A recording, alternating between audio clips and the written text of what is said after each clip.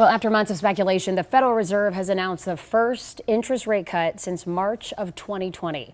It's an aggressive half-point cut that Chair Jerome Powell says will help the nation emerge from historic inflation.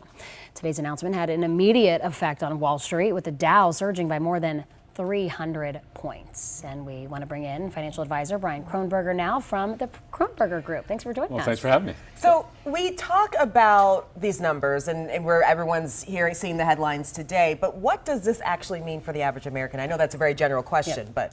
Well, I mean, you think about the baby boomer generation, they remember the 70s and the 80s and high inflation. We've just experienced the highest inflation in many individuals' lifetimes. And the Federal Reserve, finally takes these interest rates down by a half a point. First time that we've had these rates this high in a couple decades.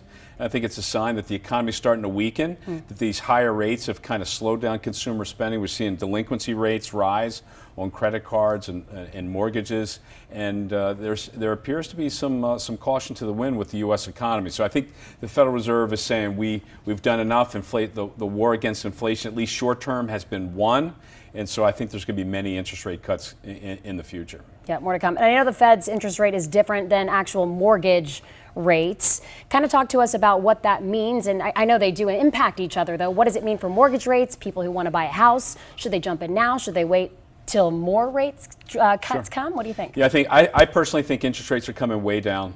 But the 10-year Treasury was paying 5% last November. The 10-year Treasury is now like 3.6. So mortgage rates are already starting to tumble.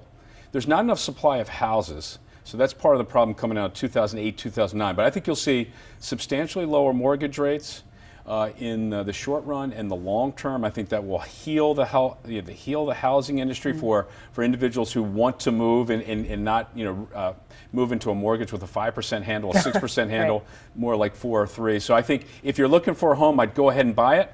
I might use an adjustable rate mortgage, recognizing that those rates, you'll probably get a 15 or 30-year fixed rate at a much lower rate a year, 2 years from now. And I'm sure, I know it's hard for you to say, but I know there are people sitting at home right now thinking, okay, but how much lower? What do you think? I mean, realistically, how low do you think these mortgage rates are going to go down? Well, I'm in a crazy camp. I think rates are going back towards 0%. And the reason why I say that is China, the second largest economy, is really weak. And they're going to be producing goods at prices so low to keep the 1.4 billion people working. So I think the trend over the next 5, 6, 7 years is to get back down to really super low rates, and I think we're back to 2-3% on most interest rates. So that's my personal. I'm an outlier on that. So I'm not good at the prediction game, but I do think the economy is going to be slow, and we'll see rates equal to that slowness. All right, Brian Kronberger, thanks so much for joining us. We appreciate it. We really appreciate it. Thank you. Thanks, Brian.